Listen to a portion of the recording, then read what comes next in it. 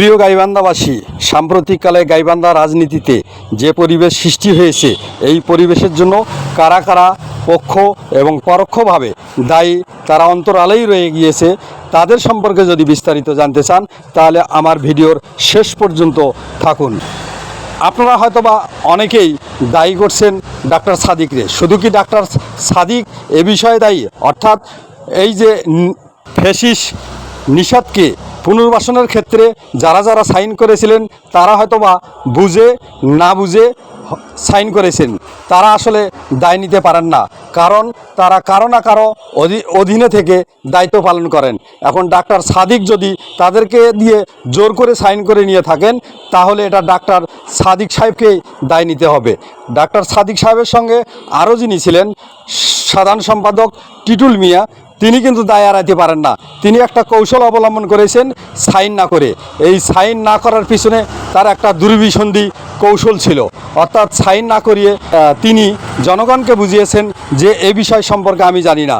তিনি এ বিষয় সম্পর্কে 100% জানেন এবং এই বিষয়ের এই পুনর্বাসনের বিষয়ে তিনি বিস্তারিত জানেন, তিনি সব কিছুই জানেন। এখন আসুন, এই নিষাদকে পুনর্বাসনের ক্ষেত্রে সবচেয়ে বড় হাত কাদের ছিল? অনেকেই হয়তোবা বিশ্বাস করবেন না, তবে বিশ্বাস রাখুন, এই নিষাদকে পুনর্বাসনের ক্ষেত্রে দুইজন বড় ব্যক্তির হাত আছে। অর্থাৎ উত্তরবঙ্গের সহ দুইজন সাংগঠনিকের যে দায়িত্ব পালন করছেন খালেক সাহেব এবং অধ্যাপক আমিনুল সাহেব, তারা পক্ষ এবং পরোক্ষভাবে এই বিষয়টি নিয়ে কেন্দ্রের সঙ্গে এক ধরনের মিথ্যা আশ্বাস এবং প্রলোভন দেখিয়ে রাজি করিয়েছেন এবং ডাক্তার সাদিকরে দিয়ে তারা এই কাজটি হাসিল করেছেন। ডাক্তার সাদিক যেমন দায়ী, যারা এই বিষয়টিতে সহযোগিতা করেছেন তারাও দায়ী। এই অধ্যাপক আমিনুল সম্পর্কে যদি জানতে চান তাহলে শেষ পর্যন্ত শুনুন, তাহলে অধ্যাপক আমিনুল আসলে অধ্যাপক কিনা তাও জানতে পারবেন। আসলে ঘটনাটি এমন, এই টিটুল সাহেব যিনি কিনা সাধারণ সম্পাদকের দায়িত্ব পালন করেন, তিনি সাইন না করে যে কৌশল করেছেন, এরা মিথ্যার আশ্রয় নিয়েছেন, বাকি যারা সাইন করেছেন তাদের সঙ্গে প্রতারণা করেছেন। তিনি সম্পূর্ণ এই বিষয়টি জানেন এবং এর সঙ্গে সম্পৃক্ত ছিলেন। শুধু ডাক্তার সাদিকের বিচার চাইলে হবে না, এর সঙ্গে আপনাদের আরও 3 জনকে সম্পৃক্ত করতে হবে। তারা হচ্ছেন সাধারণ সম্পাদক টিটুল এবং উত্তরবঙ্গের সহসাংগঠনিক অধ্যাপক আমিনুল ও খালেক সাহেবকে। তারা পক্ষ এবং পরোক্ষভাবে এই বিষয়টির সঙ্গে জড়িত ছিল এবং তারা জানেন। তারা কেন্দ্রকে রাজি করিয়ে ডাক্তার সাদিক সহ তার সহযোগীদেরকে দিয়ে সাইন করে কেন্দ্রে আবেদনটি জমা করার বিষয়ে যথেষ্ট সহযোগিতা করেছেন।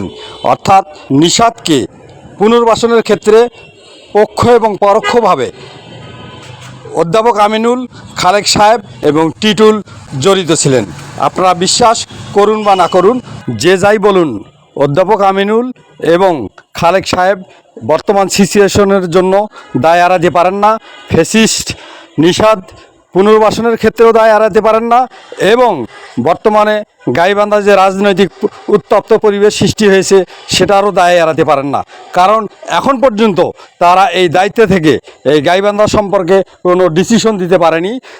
গাইবান্ধাবাসীর যে দাবি, হয় দাবির পক্ষে থাকবে না দাবির বিপক্ষে থাকবে, কোনো পক্ষে না থেকে তারা কিন্তু এক ধরনের চুপ থাকার মতো তারা তাদের দায়িত্ব পালন করছেন। আমি এ বিষয়ে আপনাদের উপর চাপিয়ে দিলাম তারা দায় এড়াতে পারেন কিনা। এবার আমি আসব, এই ভিডিওর প্রথম দিকে বলতে চেয়েছিলাম অধ্যাপক আমিনুল ভাই সম্পর্কে। অধ্যাপক আমিনুল ভাই আসলে কি অধ্যাপক? আমার এটা প্রশ্ন আপনাদের কাছে। আমি যতটুকু জানি অধ্যাপক আমিনুল কোনো অধ্যাপক নন, উনি একজন শিক্ষক মাত্র। পাঠদান করতেন কিন্ডারগার্টেন একটা স্কুল, অর্থাৎ ধানমন্ডিতে একটি কিন্ডারগার্টেন স্কুলে পাঠদান করতেন এবং তিনি এলাকায় একটি কলেজে আবেদন করেছিলেন শিক্ষকতা পেশায় জড়িত হওয়ার জন্য। সেখানেও তিনি হয়তোবা কোনো কারণে টিকতে পারেননি। তিনি কোনো কলেজ বা বিশ্ববিদ্যালয়ের সাথে সম্পৃক্ত না, অথচ তিনি এখন পর্যন্ত অধ্যাপক লিখে যান। অর্থাৎ কেন্দ্রের কাছে একটি মিথ্যার আশ্রয় নিয়েছেন। এটা জাতি জানতে চায়, আমরা জানতে চাই, সবাই জানতে চাই। তিনি কোন কলেজের কোন বিশ্ববিদ্যালয়ের অধ্যাপক।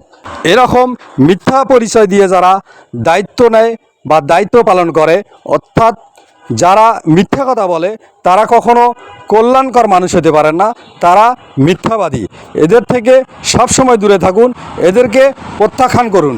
সবাই ভালো থাকবেন, ভুল ত্রুটি হলে ক্ষমার দৃষ্টিতে দেখবেন। আল্লাহ হাফেজ, আসসালামু আলাইকুম।